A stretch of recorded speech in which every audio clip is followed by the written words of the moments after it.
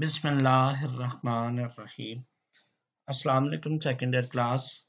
आज हम दोबारा से जो ऑनलाइन क्लासेस हैं उसके लेक्चर नंबर 2 को डिस्कस करेंगे और इसमें आज हमने परक्लोरिक एसिड की केमिस्ट्री को डिस्कस करना है, जिसमें उसकी सिंथेसिस यानी उसकी तैयारी होगी, फिर उसके रिएक्शंस होंगे।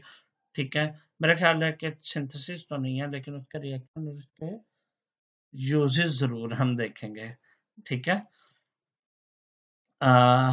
लें जी। परक्लोरिक एसिड जो है वो commonly obtained in aqueous solution, ये पानी में हल होता है।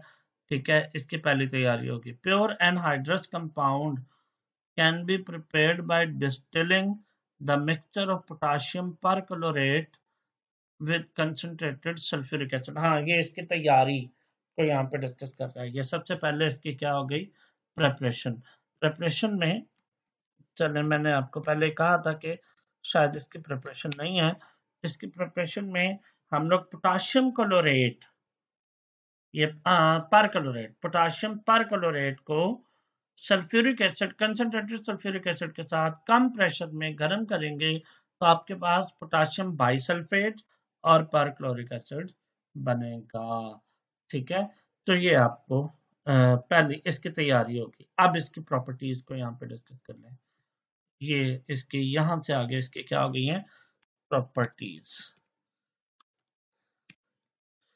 अगर आप इनकी प्रॉपर्टीज को देखें तो perchloric acid is colourless hygroscopic liquid. ये कलरलेस हाइग्रोस्कोपिक लिक्विड है, पहली प्रॉपर्टी। कलरलेस का मतलब है बेरंग है, हाइग्रोस्कोपिक मतलब नमी को जज़ब करने वाला। हाइग्रोस्कोपिक मतलब नमी को जज़ब करने वाला। ठीक है, नेक्स्ट आगे देखें जरा। Eight normal pressure it फ्रीजेज, next property है -112 डिग्री सी टेम्परेचर पे ये फ्रीज हो जाता है और 90 डिग्री सी पे ये क्या कर जाता है, बॉयल कर जाता है। ये इसकी दो प्रॉपर्टीज होगी। इसको जरा नंबरिंग कर लें तो ज्यादा बेहतर होगा। ये 1 हो जाएगा और ये आपकी प्रॉपर्टी क्या हो गई है, 2 हो जाएगी। ऊपर तो इसकी प्रिपरेशन थी, अब इसकी तीसरी प्रॉपर्टी देखें।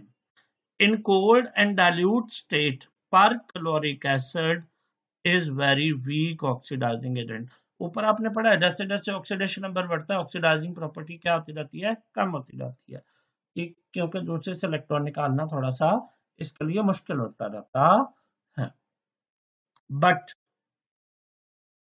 When hot and concentrated its oxidizing power is enhanced. ठीक है, यानी अगर आप इनको कंसंट्रेटेड फॉर्म में या गर्म हालत में रख देंगे तो इसकी ऑक्सीडेशन प्रॉपर्टी, ठंडी हालत में इसकी ऑक्सीडाइजिंग पावर इतनी ज्यादा नहीं है। ठीक है, लेकिन गर्म हालत में इसकी ऑक्सीडाइजिंग पावर ज्यादा हो जाती है। ये तीसरी प्रॉपर्टी होगी। चौथी प्रॉपर्टी कहता है कि dissolving power of perchloric acid is enhanced due to oxidation strength. Dissolving power, हल होने की सलाहियत। ठीक है, तो हल होने की जो प्रॉपर्टी है यानी इनकी जो सोलबिलिटी है परक्लोरिक एसिड की, वो ऑक्सीडेशन नंबर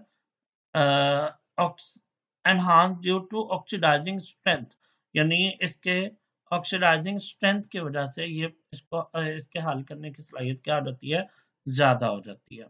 और बड़ी अहम बात, शायद मैंने आपको लाइव लेक्चर में एक बड़ी अहम बात ये भी बताई थी कि perchloric acid HClO4 is the strongest acid of all the acid in aqueous medium। आबी महलूल में सबसे ज्यादा स्ट्रॉन्ग एसिड जो है वो परक्लोरिक एसिड होता है। ठीक है, तो ये भी इसकी चौथी प्रॉपर्टी होगी। पांचवी property, pure perchloric acid decomposes explosively when heated. यानी अगर प्योर हालत में हो तो जब इसे गर्म किया जाए तो ये धमाके के साथ डिकम्पोज हो जाता है। ठीक है, ये इसकी पांचवी प्रॉपर्टी होगी। दैट इज वाई, यही वजह है कि they are used, they are it is stored and used as 67% solution in water। यानी इसको पानी में हल करके रखा जाता है, प्योर स्टेट में ये स्टेबल नहीं है। ठीक है, और छठी property, perchloric acid react with organic substances violently. यानी ऑर्गेनिक कंपाउंड के साथ ये बड़ी तेजी से रिएक्ट करता है और बड़ी शिद्दत के साथ रिएक्ट करता है। ठीक है, ये इसकी छठी प्रॉपर्टी होगी। सातवीं, due to its oxidizing effect, acid strength and solubility of its salt, and it is considered as valuable analytical agent, यानी ऑक्सीडाइजिंग इफेक्ट की वजह से, इसके एसिडिक स्ट्रेंथ की वजह से और इसके सॉल्ट की स्टेबिलिटी की वजह से, इन तीन प्रॉपर्टीज की बेस पर हम कहते हैं कि ये बड़ा अच्छा एनालिटिकल रीजन है, यानी ये इसके यूज हो गया। यूज या छठी प्रॉपर्टी वो अब आपकी अपनी मर्जी है।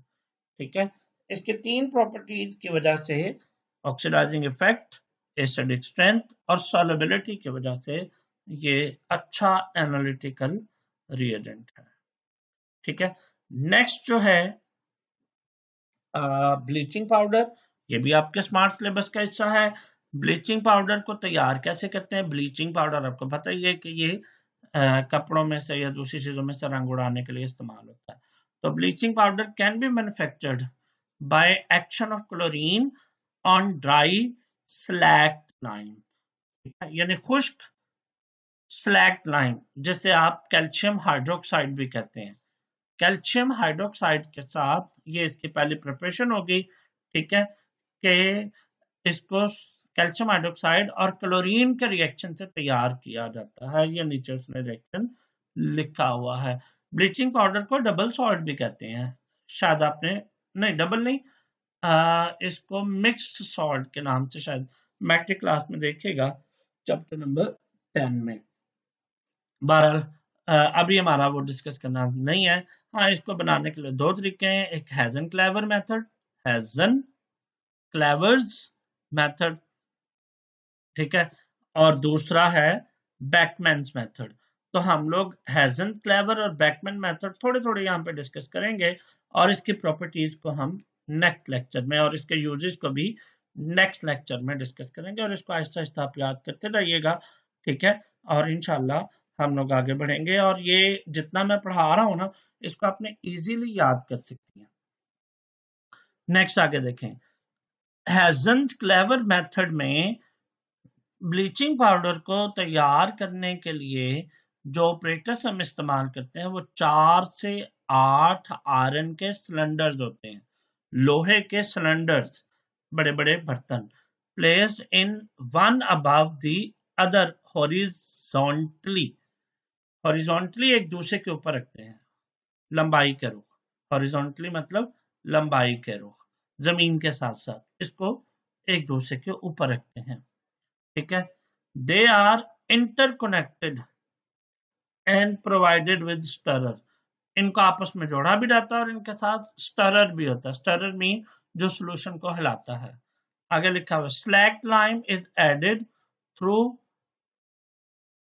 अ हुपर, हुपर कहते हैं वो जो आपने कभी देखा हो, जो मशीनें लेंटर डालती हैं ना, तो आपने देखा कि जिसमें सारे देग सी होती है, देग से पहले जिस तकोन सी शेप में बजरी, रेत और सीमेंट वगैरह सारा पहले मिक्स करते हैं, फिर उसको वो ढक्कन सा उठाते हैं और फिर वो देग में सारा कुछ बनना शुरू हो जाता है, फिर उसमें पानी डालते हैं। तो वो हुपर उसी तरह का होता है जहां पे सारी चीजें हम मिक्स करते हैं। ठीक है, मतलब पानी के अलावा जब हम उसको पानी के साथ मिक्स करने से पहले जिस जगह पे जमा करते हैं उसे हुपर कहते हैं। ठीक है, Hooper is the upper cylinder, ये सबसे ऊपर सिलेंडर में होता है। ठीक है, और इसको ट्रांसपोर्ट करते हैं, या आहिस्ता आहिस्ता जो स्लैक लाइन है वो आहिस्ता आहिस्ता नीचे आता है, पहले एक सिलेंडर फिर दूसरे से, क्योंकि ये आपस में इंटरकनेक्टेड है, इसलिए एक सिलेंडर से दूसरे, दूसरे सिलेंडर से तीसरे सिलेंडर से स्टरर जो उसमें रोटेट कर रहा है उससे मिक्सअप होते हुए ये नीचे आता है। फिर इसी तरह क्लोरीन जो है वो सबसे नीचे वाले सिलेंडर से इंट्रोड्यूस करते हैं। ठीक है, सबसे नीचे वाले, and slaked lime to form bleaching powder, ऊपर से क्या आता है? स्लैक्ड लाइम, और नीचे से क्या आता है? क्लोरीन, जो उसके साथ क्या करती है? रिएक्ट करती है, और फिर इसके नतीजे में क्लोरीन बनता, वो ब्लीचिंग पाउडर बनता है, और जिसको हम कलेक्ट कर लेते हैं एक आउटलेट के जरिए, लोएस्ट सिलेंडर सबसे नीचे वाले सिलेंडर में। सबसे नीचे वाले सिलेंडर के आउटलेट से हम इसको फिर सेपरेट कर लेते हैं। मैं इसकी डायग्राम देखता हूँ, शायद अगर मुझे मिल गई तो फिर आपको वो बताता हूँ। जी बच्चों, तो ये देखें, ये देखो ये हुपर है, इसमें आपने स्लैक लाइन डाला और ये इसमें वो ये जो रॉड सी बनी हुई है ये स्टरर है, इससे स्टरर से होते हुए स्लैक लाइन नीचे आ रहा है, लेकिन इधर से आपने एक तरफ से आपने क्लोरीन डाली, ये देखें ये क्लोरीन भी स्टरर की वजह से ऊपर चलती जा रही है, जहां जहां पे ये मूव करती है क्लोरीन ऊपर से कैल्शियम हाइड्रोक्साइड स्लैग लाइन आ रहा है, इधर से क्लोरीन आ रहा है, ये दोनों रिएक्शन करते हैं, रिएक्शन करने से ब्लीचिंग पाउडर बनता है और उस ब्लीचिंग पाउडर के आउटलेट से सेपरेट कर लेते हैं। चलें ठीक है बच्चे, आज के लिए इतना ही रहने दें, इसको प्लीज याद कीजिएगा, नेक्स्ट लेक्चर में हम आगे बढ़ेंगे।